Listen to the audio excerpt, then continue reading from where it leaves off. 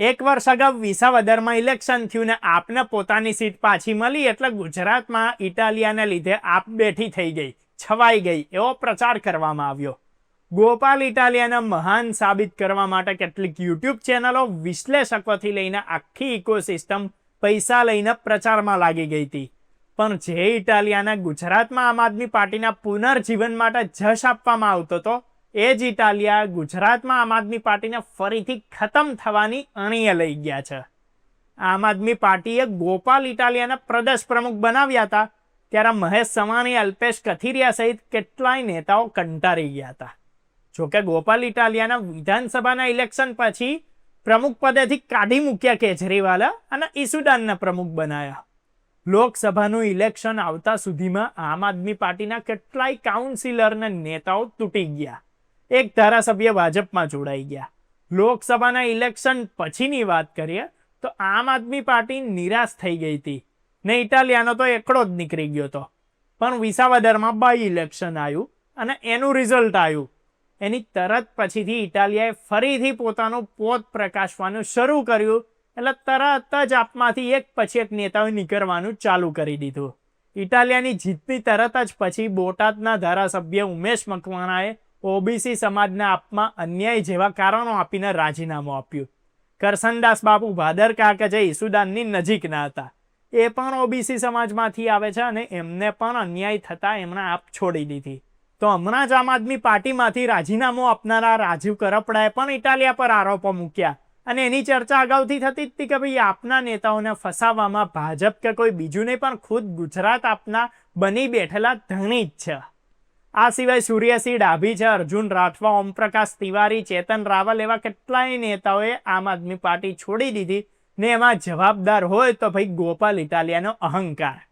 આમ આદમી પાર્ટી સાથે જોડાયેલા પરેશ ગોસ્વામીએ પણ ગુલામીમાં વ્યસ્ત આમ આદમી પાર્ટીના કાર્યકરોને અરીસો બતાવ્યો.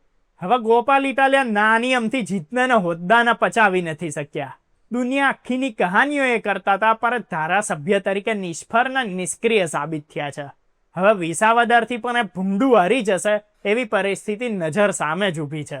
બાકીના ધારાસભ્યો પર્સનલ દુકાનો ચલાવે છે. કેટલાય તો પાર્ટીના આમ આદમી પાર્ટીના લોગોય પોતાના પેલા બેનરોમાં નહીં લગાવતા, તો કેટલાય નેતા તો કઈ કંપનીમાં એમના ડમ્પરો જશે, ક્યાં તોડપાણી કરી શકશું વધારે એવી હરીફાઈમાં લાગેલા છે.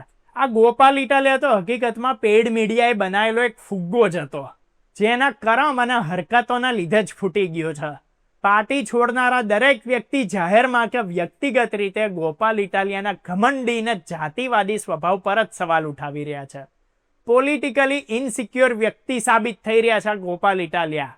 પ્રતાપ દુધાતે કીધું કે ભાઈ ગોપાલ ઇટાલિયા આવનારા દિવસોમાં ઈસુદાન ગઢવીના પણ રાજુ કરપડા જેવા જ હાલત કરીને ભાજપમાં જોડાઈ જશે.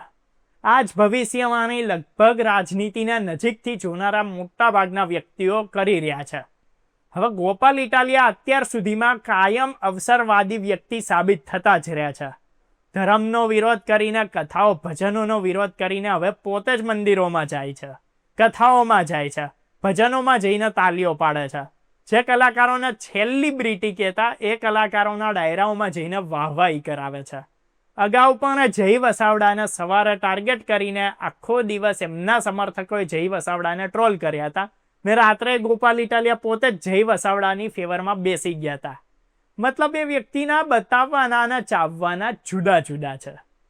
એટલે અત્યારે જે પ્રમાણે ગોપાલ ઇટાલિયા વિરોધની કહાનીઓ કરી રહ્યા છે ને, એ જોતા લાગે છે કે એ હકીકતમાં એનાથી ઊંધું જ કરશે અને આવનારા સમયમાં એ પોતે સામેથી જ ભાજપની શરણમાં જઈને બેસે ને કોઈ નવાય નહીં.